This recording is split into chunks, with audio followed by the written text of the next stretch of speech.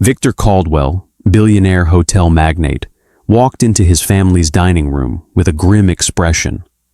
He told them he had cancer, 6 months to live. Gasps, tears, a hand gripping his arm. Yet even as his words hung in the air, Victor noticed something cold in their eyes. That night, he wrote a single line in his journal. "We'll see who loves me and who loves my money." Victor Caldwell had built an empire from concrete and courtesy. From a single roadside motel in 1983 to a global hotel chain with gold-trimmed lobbies and his name on every plaque. Now 68, sharp as ever, he stood alone in the dining room of his mansion. 3 stories of marble, chandeliers, and curated silence. His family was everything he'd once hoped for, on paper. Elena, his wife of 20 years, swept through life with elegance and social ambition. Damien, his eldest, aggressive and hungry, already circling the company like a vulture in a tailored suit. Sierra, all gloss and filters, turned his last name into a personal brand. And Marcus Caldwell Jr., MJ, his youngest, the quiet one, more interested in helping strangers than chasing wealth. Tonight would be the test. Victor stood at the head of the long mahogany table, spine straight, hands anchored to the wood like he was holding something back. The dining room stretched in silence, lit by soft gold sconces and the ticking of the grandfather clock near the archway. They arrived together. Elena, flawless in heels and lipstick. Damien, checking his watch, muttering about quarterly reports. Sierra, snapping one last selfie in the hallway mirror. And finally, MJ, who stepped in quietly, closing the door behind them all. Victor's eyes landed on him first. MJ nodded once and took the seat nearest him. Victor didn't sit. He let the silence settle like dust, then cleared his throat. "I've been given 6 months." They froze. "Stage 4 lymphoma," he continued. "It's aggressive, inoperable. My oncologist says treatment may slow it, but not for long." A sharp breath from Elena. She reached out, grabbing his arm with both hands. Her bracelets jangled like props on a stage. "We'll face this together, my love." Victor didn't pull away, but he didn't look at her either. Damien leaned forward, pen already clicking. 6 months, he echoed, like he was doing math. "We'll need to prepare leadership transition." Victor didn't answer. The pen clicked again, faster. Sierra raised her phone slightly under the table. A soft shutter sound escaped before she could mute it. "Family over everything," she murmured, offering a weak smile to no one in particular. Victor clocked it, said nothing. MJ, Marcus Jr., shifted in his seat. "You in pain, Dad?" he asked softly. "Sleeping okay?" Victor gave a short shake of his head. Still thinking clearly, that's enough.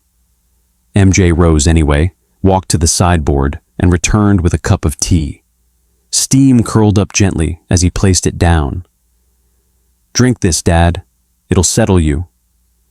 Victor didn't touch it, but he watched the steam swirl like he was trying to memorize the shape. Behind them, in the kitchen, low murmurs traveled under the clink of dishes. One of the staff wiped her eyes with a dish towel and kept stirring a pot. Elena broke the moment. "The gala next Saturday's still on," she said. "We don't need the whole world panicking yet." Her laugh rang sharp and too bright. Victor studied her face, then looked away. Later, in his study, he sat beneath the tall window with his old leather journal open. His pen scratched slowly across the page. "Tonight, they showed me who they are." Beside the lamp sat a worn brass keychain, the first hotel he ever built. Victor turned it over in his hand, the cool metal clinking against his ring. "Legacies start with the smallest things," he whispered. He looked out at the city lights, his empire, his mistake. "The clock starts now." At the 32nd floor of Caldwell Global's sleek glass tower, a private boardroom buzzed behind closed doors. Damien Caldwell stood at the head of the long obsidian table, sleeves rolled, eyes sharp. Around him sat 4 senior executives, shifting uncomfortably under the weight of a conversation that shouldn't be happening yet. "If my father dies, I take control," Damien said flatly, slamming a stack of printed documents onto the table. Harold Pierce, family lawyer and lifelong steward of the company's legal walls, didn't flinch. He adjusted his glasses and met Damien's gaze with practiced calm. "Victor hasn't stepped down, not formally, not legally." Damien leaned in, voice low and dangerous. "He will, and when he does, this company will need someone ready to move. You think that's Marcus Jr.? Please." Harold said nothing, but he made a mental note, and he'd be calling Victor the moment this meeting ended. Later that same day, one executive tried to recall the last time Damien had genuinely impressed him. "Back in 2016, the man murmured to another as they exited the conference room. "When the Tokyo project nearly collapsed, he patched it up in 3 weeks. But that memory was already fading beneath the shadow of Damien's recent bets. Over-leveraged resorts, unsanctioned crypto partnerships, fast money, and faster risks. Still, Damien clung to his past triumphs like armor. "I saved this company once," he told the room when pressed about the future. "I can do it again." Meanwhile, in the downtown arts district, Sierra Caldwell was halfway through a photo shoot, framed to look like a charity campaign. White backdrops, soft lighting, her arms gently around children flown in from a local shelter. The photographers whispered between takes, "She's not even staying for the event tomorrow. Just needs the photos." Sierra ignored them. She posed, smiled, dabbed fake tears for the camera's final click. "It's for awareness," she said, "not vanity." Back at the mansion, Victor heard the car doors slam close well past midnight. Elena, again. When she entered, she smelled faintly of perfume that wasn't hers. Her heels clicked through the foyer without apology. "It was just another dinner, Victor." He didn't ask who with, just watched her disappear up the stairs. MJ, on the other hand, stayed close. Every morning, like clockwork, he brought a tray with toast, tea, and a small bottle of pills. Most of them were supplements. The diagnosis wasn't real, after all. "Still taking these?" MJ asked softly. Victor nodded.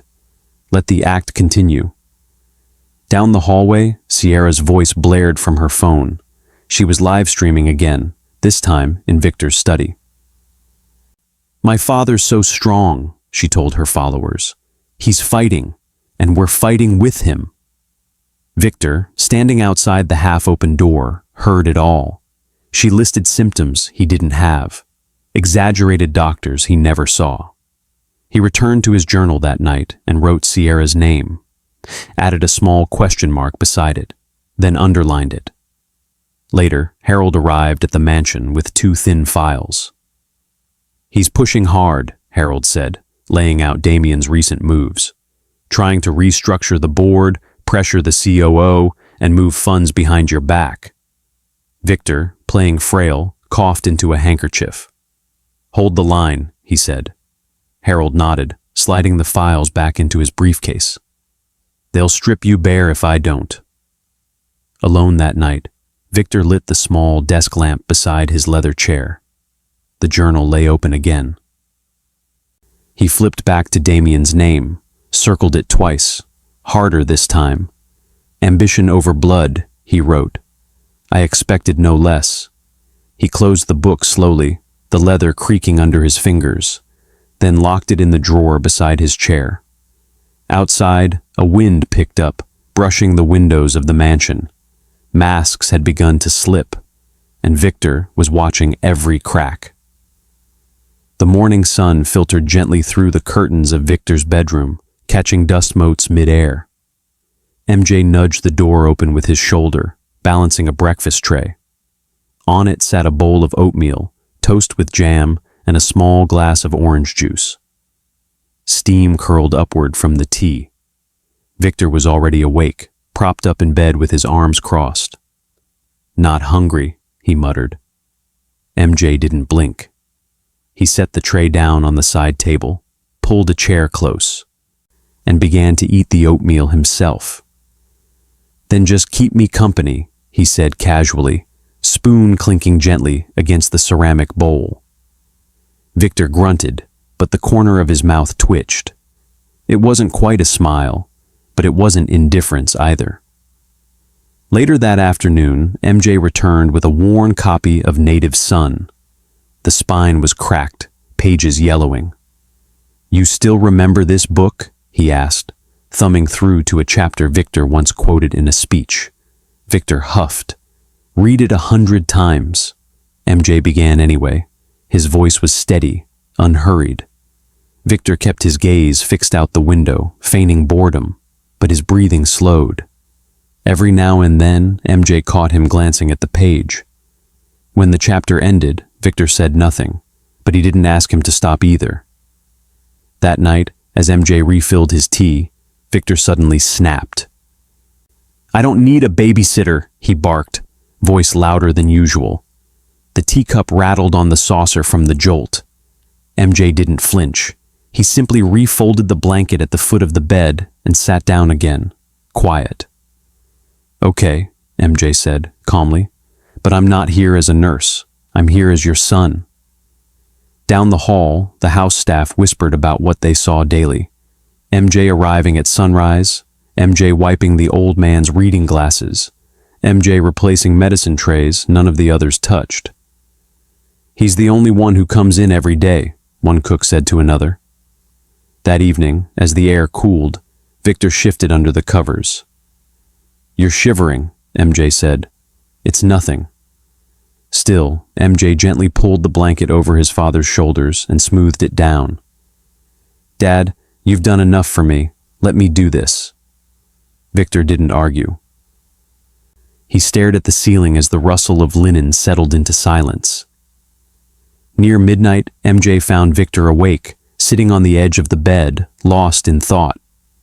"Couldn't sleep?" MJ asked. Victor shook his head. The room was quiet, but for the chirping of crickets outside. MJ sat beside him. "Remember when you taught me to ride my bike?" Victor didn't answer, but MJ continued anyway, voice soft, threading through memory. "You kept running beside me, even after I didn't need you to. I didn't fall because I knew you were there." Still silence. But something in Victor's shoulders loosened. Then, after a pause, MJ brought up a recent story. "There's a housekeeper from one of our hotels. Lost her apartment last month. Rents doubled overnight. I found temporary housing for her family." Victor's brow twitched. "You know," MJ added, "if those empty rooms in our low-season hotels weren't just collecting dust, they might save a home." Victor said nothing, just stared at the floor. But later that night, in the quiet of his study, he opened his journal again. "Only one has stayed," he wrote, pressing the pen hard enough to dent the page. The next morning, Victor decided to test him. "I need help organizing the old property files," he said. "Today." MJ hesitated. "I was supposed to speak at the community center." Victor watched him. MJ took out his phone, texted quickly, and then slipped it back into his pocket. "It can wait," he said. "You can't." By evening, Victor had dozed off in his armchair. Across from him, MJ sat in another, the book still open in his lap, head tilted, breathing soft. Outside the window, the city glowed. Inside, the silence was warm. And for once, Victor felt it wasn't empty. Rain slicked the pavement outside Caldwell Global's headquarters, the kind of slow, steady drizzle that blurred the skyline and gave everything a film of melancholy. Inside the executive suite, Damian Caldwell was pacing. His jaw was tight, voice sharper than usual. "We liquidate the Santa Lucia resort. It's underperforming, and the capital could jumpstart our crypto-backed expansion, he snapped, slapping a file onto the table. Harold Pierce, seated calmly across from him, didn't blink. Victor placed that asset under trustee lock 3 years ago. You'd need his signature. Damien's nostrils flared. If my father dies, I take control. And when that happens, he leaned in, voice low and menacing. You won't be able to hide behind old paper. Harold said nothing, but his hand moved slowly, closing the folder and locking the drawer beneath his desk with a key that clicked too loudly in the silence. You think you can stop me? Damien growled, before storming out. Elsewhere in the city, a launch party for Sierra Caldwell's newest venture glittered beneath strings of golden lights. The theme? Strength in struggle. Models walked the runway wearing silk scarves embroidered with the words hope, courage, and healed. Sierra stood center stage, flashing a wide smile to the press. This line celebrates resilience, she declared, arms open as if accepting applause from the heavens. But the clapping was thin, forced. In the corner, a pair of photographers whispered. She's using her father's cancer for clout, one muttered. The next morning, tabloids ran side-by-side photos. One of Victor Caldwell in his mansion, looking frail. Another of Sierra in her glittering dress, holding up a branded perfume bottle called Survive. The headline read, Heiress cashes in on crisis. Back at the Caldwell estate, Victor sat in silence as the paper thudded onto the doorstep. He didn't even open it, just stared at it, lips pressed tight. That evening, Elena didn't come home for dinner. Again. I've got a charity function, she had texted earlier. Victor didn't reply. Her elevator arrived at the penthouse close to midnight. Inside, a younger man greeted her with champagne. The room smelled of cologne and expensive cheese. Don't wait up, Victor, she had told him before leaving. Her voice was light, too light. 3 days later, MJ stopped by the penthouse with some legal documents she'd left unsigned. He used the spare key. He knocked. No answer. He opened the door. Wine glasses clinked. Laughter floated from the master suite. He froze. Mom, he whispered, the word catching in his throat. No one heard him. He backed out quietly, face pale. Outside, the street was alive with noise. Cars passing, lights flashing, rain starting to fall. MJ stood on the curb, phone in hand, staring blankly. If I tell him, it could break him, he thought, heart pounding. The next day, Damien cornered MJ in the executive elevator. Still playing nurse? Damien sneered. You'll never be more than a lapdog. MJ didn't respond. As the elevator doors slid shut between them, he simply stared ahead. That night, Victor sat alone in the dark. The clock struck midnight. The front door opened, quietly. Good night, Victor, Elena said, walking past without looking at him. He didn't answer. He opened his journal and noted the time. 3rd night in a row. No explanation. And across the city, MJ stood again outside that same penthouse, drenched in rain, watching Elena's silhouette move behind the curtain, laughing, unaware he was watching. His hand trembled around the phone, but he didn't call. Victor Caldwell stood in the family's drawing room, the tension from the previous night still thick in the air. Shadows of candlelight danced on the walls. He turned to Damien, Sierra, Elena, and MJ. His voice was firm, not weak. It's time, he said. I'm checking into a rehab center. Damien's face twisted. That's expensive, pointless, and it could damage the brand further. He slammed a fist against the table, papers fluttering. Sierra nodded, her expression severe. We can't afford to let the world think I'm profiting off his illness, she insisted, crossing her arms. Victor's spine held steady. I need space to fight this, he said. He'd already made his decision. The arguments died at his feet. Elena rose up as if struck, voice trembling. "Do you know what I gave up for you?" she burst, tears in her eyes. "My youth, my career, everything." For a moment, her words cut deep. Victor swallowed, seeing sincerity, but no love. He turned away, silent, as her voice cracked mid-sentence. MJ stood up, steeled. He walked to his father's side. "I support this," he said, voice calm but strong. Damien sneered. "Naive boy, you're wasting our leverage." MJ's chair scraped sharply across the hardwood. He faced them. "At least I'm there when he needs me." Victor nodded. That was enough. When Victor arrived at the rehab center the next morning, the doors felt cooler, colder. No red carpet, no personal chauffeurs. He was stripped of privilege in those first seconds.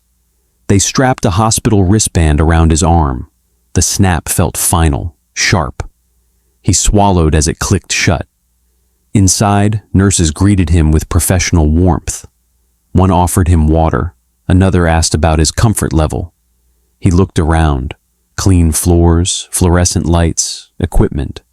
For once he was just a patient named Victor, not Victor Caldwell, billionaire. "Here, you're not a billionaire. You're just Victor," he told a nurse, voice low. She nodded, offering a small, kind smile. He resisted small talk at first, but when they asked if he'd take a walk down the hall, he let them guide him. He walked beside a therapist, his shoes squeaking on the polished linoleum. He inhaled the sterile air, unfamiliar and humbling. Every morning, MJ appeared with coffee, books, and a steady presence. He looked tired. Long drives, late nights, but never missed a day. He dropped off paper cups, they crumpled in bins, and he smiled at his father. "Morning, Dad. Same time tomorrow?" Victor nodded. He meant it. In the therapy room one afternoon, Victor sat among patients, listening. Stories spilled. Loss, illness, regret, hope. One woman spoke of losing her child, another about cancer she survived. Victor felt the weight of their grief. He bit his lip. When the moderator asked who'd like to share, he stayed silent. But a trembling voice from a middle-aged man cracked as he spoke. Victor felt something shift. That kind of courage was raw. It reverberated inside him. A nurse, sitting beside the circle, whispered to another. "You know, MJ is the only child who visits. Most families vanish after the diagnosis." The sound of the clipboard and pen scratching on paper filled the pause. Victor's throat caught. One evening, his phone rang. Elena. He braced himself. She asked about financial accounts, tax filings. He felt cold. She didn't ask about his health. He pressed end. The click rang flat. "Good night, Elena," he muttered aloud, though she couldn't hear. Not long after, Damien stormed into the rehab's reception, demand in every step. He slammed his hand on the desk. "I want power of attorney now," he barked. Harold was there too. He laid out the terms. 2 independent medical confirmations required. Damien's face reddened as papers scattered across the desk. "Rules are rules, Damien." "He can still decide," came a soft but firm voice. Victor watched through the glass pane, pretending feebleness while absorbing every reaction. Later that night, Dr. Lillian Hart visited him quietly. She wore scrubs, but also the weight of conflict in her eyes. "You made me confirm an unproven diagnosis," she said, disbelief trembling. Victor didn't flinch. The pen she'd dropped rolled across the floor. The moment stretched. She averted her eyes. In the darkness of his room, Victor pressed his forehead to the clinic window. Outside, rain streaked the glass, lines sliding in dizzying patterns. He saw his reflection, older, hardened. The silence pressed in. He whispered to himself, "The act ends soon." Morning came in pale light. Victor stood in the rehab corridor. MJ walked beside him, silent but strong. Victor's shoulders were not bowed. His eyes, once weary, were sharper. They moved forward together. The Caldwell mansion had never known silence like this. The front door creaked open, its heavy brass hinges groaning into the hall. Victor Caldwell stepped through alone, no assistant trailing behind, no nurse. His coat was buttoned, posture clean, gait smooth. He didn't ring the bell. He simply walked in. Footsteps in the living room stilled. Elena turned first. Her wine glass wobbled in her hand. Damien's phone slid from his grasp. Sierra lowered her tablet, frozen mid-scroll. Victor met their stares with practiced calm. "Did you miss me?" he said, voice smooth as the marble under his feet. Elena's body jolted as if she'd been pulled by strings. She rushed toward him, arms already opening, voice cracking under a trembling breath. "You came back to me," she gasped. The bracelets on her wrists clinked wildly as she gripped him. Victor let the embrace happen, but his arms moved mechanically, returning the gesture without warmth. Her scent, floral and sharp, hit him like déjà vu. The same perfume from the night MJ found her at the penthouse. Still, he said nothing, just held her long enough for it not to be rude. Behind them, Damien stepped forward, fists clenched. "How are you standing here?" His tone teetered between disbelief and accusation. Victor's eyes didn't move. "What do you mean?" Damien's jaw flexed. "You were too weak to walk, remember? Now you're strutting in like you ran a marathon?" He wanted control again. He needed a logic he could dominate. But Victor gave him none. Sierra, always faster with optics than questions, already had her phone up. "Say something for the stream," she said, with that influencer sheen. "The world wants to know how this miracle happened." Victor turned his head toward her, the expression carved from stone. She took it as permission. "Blessed recovery," she whispered into the mic. He said nothing. In the shadows of the hallway, two housekeepers hovered behind the frame of the kitchen. One clutched a dish towel like a lifeline. "He looks better," one whispered. "Straighter, sharper."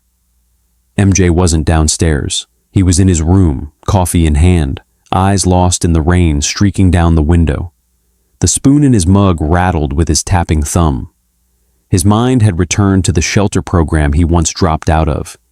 He'd let people down. Then and now. Maybe this was another game, another play by a powerful man to punish or test.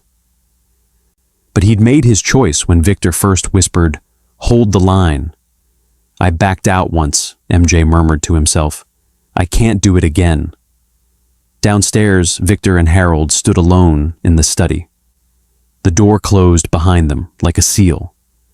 "Papers are signed, assets protected," Harold said. "But they'll fight. This is blood war now." Victor didn't hesitate. He extended his hand. "Tomorrow, we end this." They shook, firm, final. Later, alone in his study, Victor flipped to the last page of his journal. He stared at the names, each one circled, underlined, annotated. Then he wrote just 2 words, "Final Judgment." The cover snapped shut. From the top of the stairs, Elena stood half in shadow, her hand tight on the railing. Her eyes tracked his every movement. When Victor finally glanced up, her gaze faltered. Just for a second. In the dining room, the table had been set, too neatly, as if expecting a guest who wouldn't come, but he came. Victor took his seat at the head. Damien entered first, then Sierra, followed by Elena. Chairs scraped. No one spoke. "Dinner," Victor said, his voice carrying without force, like old times. Across the table, MJ walked in last. His face was calm, but in his eyes something flickered. Not fear, but doubt. And Victor saw it. The wine glass slipped from Elena's hand and shattered across the tile. Victor didn't flinch. "Don't lie to me again." Her lips parted. Denial, instinctive, but but no words came. Then finally, "I don't know what MJ told you." "This isn't about MJ." Victor stepped forward, voice low, clipped. "I know about the penthouse, the dinners, the weekends you didn't think I'd notice." She tried to steady her breathing. "You weren't there, Victor. You disappeared into your work, into your world. I was invisible for years." Victor's jaw tensed. She wasn't wrong, but it didn't make her right. "I gave my life to you, Victor," she said. Her voice broke, tears cutting through carefully drawn makeup. "You built your empire on my silence." Her sobbing echoed down the hall. Victor stood still, cold but not untouched. There was a wound somewhere deeper than anger. Later, in the study, Harold laid out the manila folders like a prosecutor. "These are the projects Damien authorized over the last 2 years. The crypto partnerships, the offshore ventures, shell companies." Victor flipped the pages, read margins, frozen accounts, lawsuits avoided only by preemptive payouts. "He almost ruined everything," Harold said. Victor nodded once. "Then it's time the board saw what their future looked like." In the living room, Sierra lounged on the velvet settee, scrolling through her brand's social stats. "I'm driving impact, Dad. The latest video raised 20,000. Victor walked in holding a tablet. One tap, and the display showed transaction logs, funds redirected, foundations renamed under shell aliases. Sierra's voice faltered. "That's taken out of context." He didn't reply, just closed the case with a hard click. Harold stood in the doorway. "Victor, this will leak. It won't stay in the family." Victor looked over his shoulder. "That's not my concern anymore." That night, MJ found him in the study again, desk flooded with papers, recordings, printouts. A watch ticked quietly beside his hand. "Dad," MJ said gently, "is it worth it?" Victor looked up. "You mean revenge?" MJ didn't answer. Victor's hand pressed flat against the journal. "A legacy built on lies collapses the moment the truth arrives." Elena cornered him in the hall an hour later. Her face was pale, voice trembling. "Victor, please, don't drag us all through this, not in public." He stared at her for a long moment. "We're already there." She lowered her gaze. Alone again, Victor opened the journal. The pen scratched furiously across the page. Tomorrow, they learn who they are. The next evening, Caldwell Holdings hosted its quarterly board gala. Shareholders, partners, media. The hall shimmered with polished lies and cautious applause. Behind the curtain, Damien adjusted his tie, then stepped up to the microphone. "My father's condition has worsened, effective immediately. I'll be assuming interim executive authority." Polite clapping, measured nods. No one wanted to offend the future. "From today," Damien said, lifting his glass, "I lead this empire." The applause deepened, but not warmly. And then the doors at the back of the hall creaked open. Victor walked in. No cane, no escort. Just clean lines, upright posture, eyes cutting through the room like glass. Silence fell like a dropped curtain. He made his way to the stage.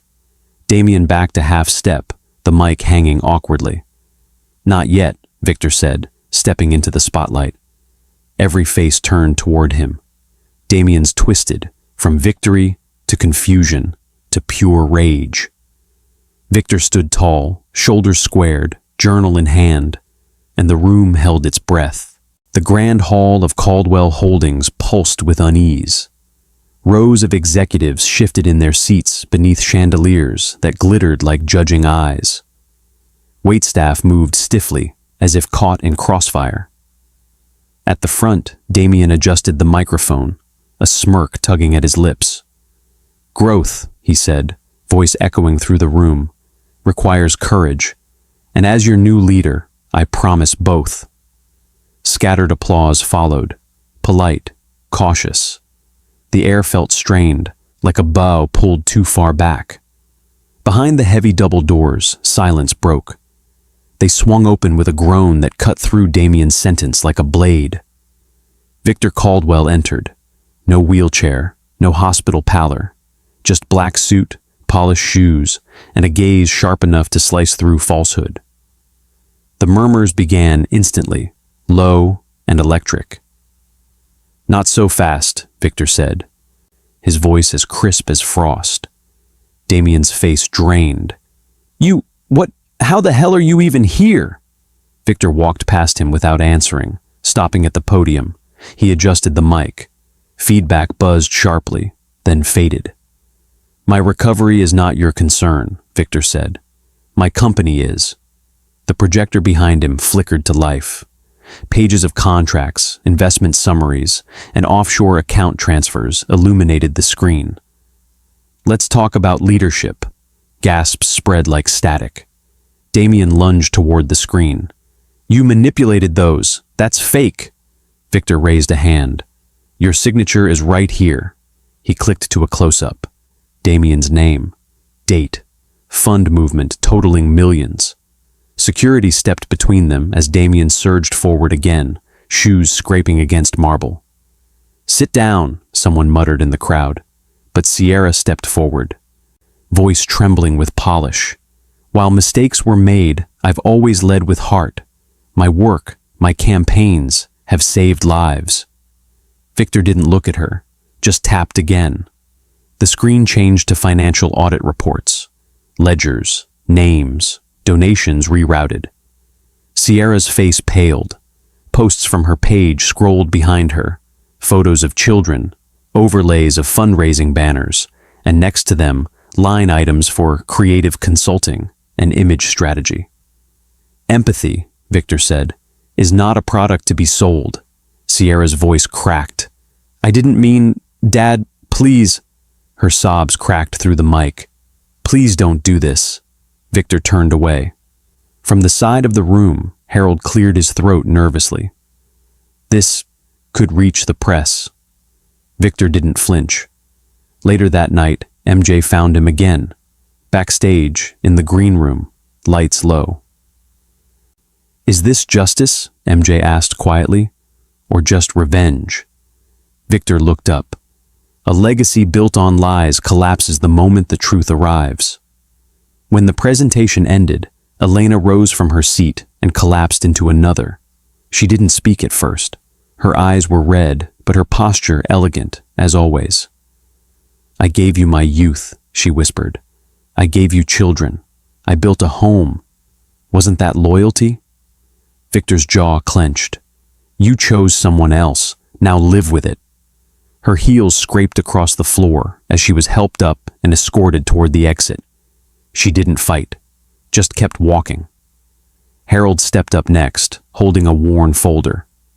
"Prenup, Schedule C." The projector lit again, clauses laid out in legal print. Murmurs rose like a tide. The terms were clear. Elena's claims to corporate equity had always been limited. Victor folded his arms. The agreement was clear then. It is clear now.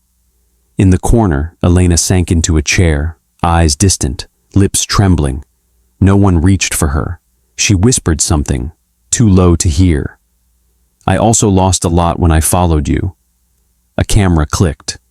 From the back of the room, Damien's voice broke the silence again. "This is my company. You were done. You said 6 months." No one responded. He looked around, desperate. The board looked past him. The crowd ignored him. He slammed the doors on the way out, the echo like a gunshot. Sierra followed moments later, face streaked with makeup. No one moved to stop her. At last, Victor turned. He looked at MJ. "Come here." MJ froze, unsure. Eyes widened. Everyone was watching. Victor extended a hand. "This company's future belongs to integrity." MJ hesitated. His mind flashed to the shelter he abandoned, to the coffee cups he brought, to the night Victor told him to hold the line. His pulse roared in his ears. "If I refuse, all is lost."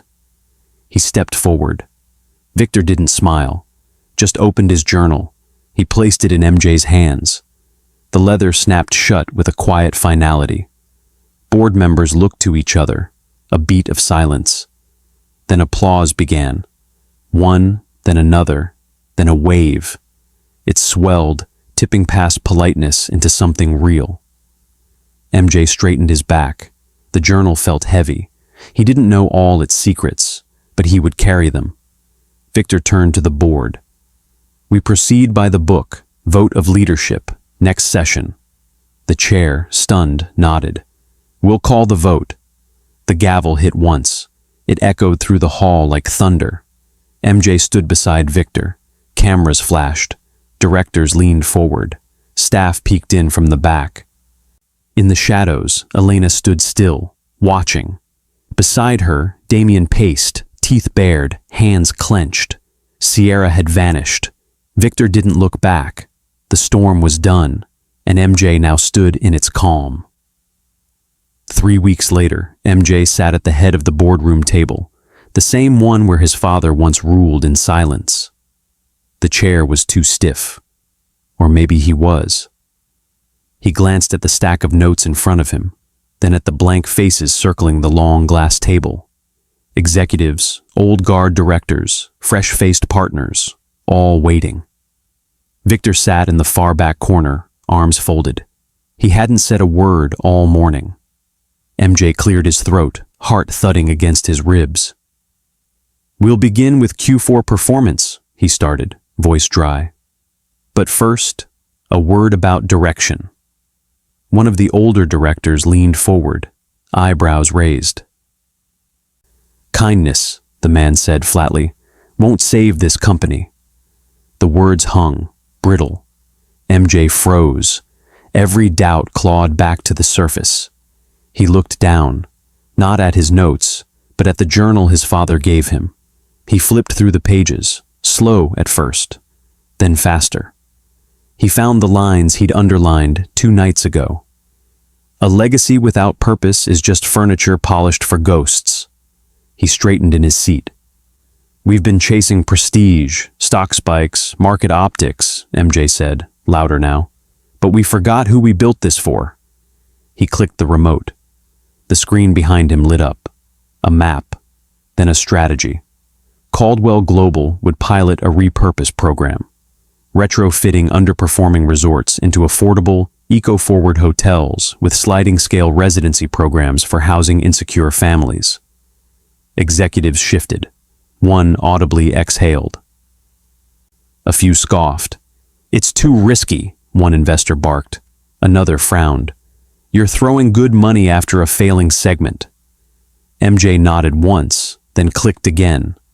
3 columns filled the screen, metrics from test sites in Nebraska, Detroit, and rural Nevada. 80% occupancy in 6 months, projected payback in 36 to 42 months. Off-season retention up 18%. We won't just survive, we'll rebound on the strength of trust. The room didn't applaud, not yet. But in the back rows, behind the glass doors where mid-level staff clustered, a few clapped. Quietly, like they weren't sure they were allowed. A whisper of momentum. An investor raised her hand. Let's say it fails. Then what? MJ looked directly at her. Then I'll own the mistake.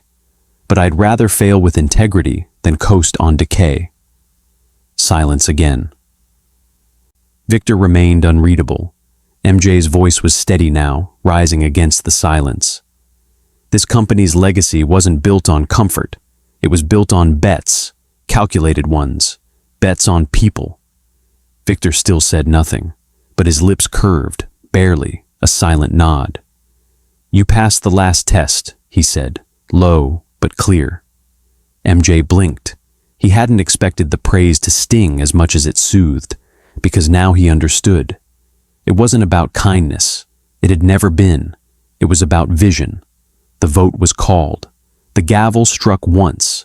It passed, narrowly, but it passed.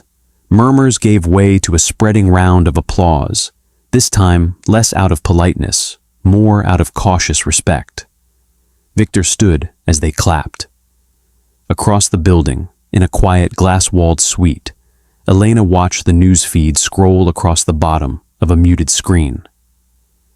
Her fingers trembled around a wine glass.